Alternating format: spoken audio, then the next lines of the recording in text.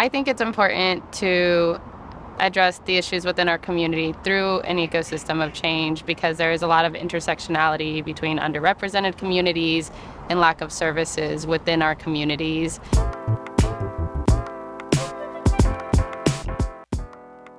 So the Fund for the Frontlines campaign came about when the Social Justice Fund was doing a deeper work on strategy and thinking about the survival or the long haul for organizations, and especially organizers on the ground that need so much support through the years to continue their job.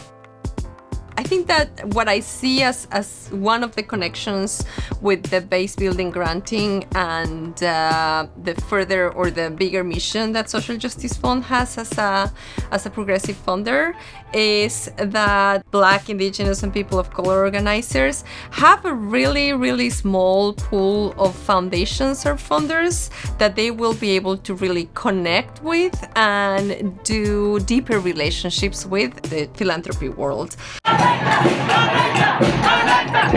Due to the urban Native community being very small, it truly does feel like we're just working with a big friend group.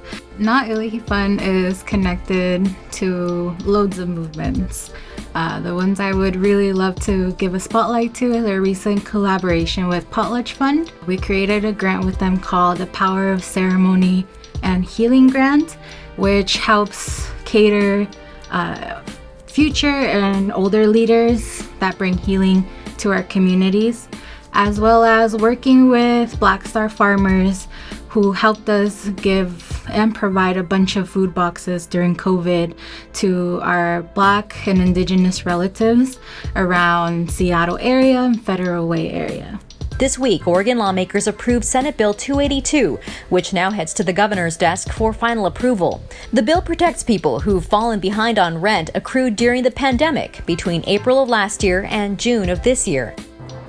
One of the most powerful things I was able to see was a community member that was struggling while temporarily housing friends and family during the pandemic who had become houseless. So we sat down and talked about it, and we met with other partners and coalition partners. I met with the community member and learned more about their needs and their story.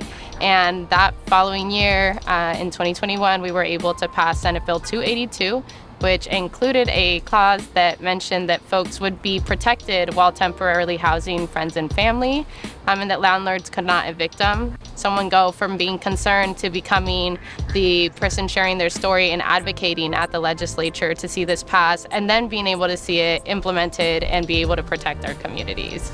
I believe that the funding for grassroots organizing is one of the most important we can do, especially in a time where we don't listen enough to those that are affected by the issues.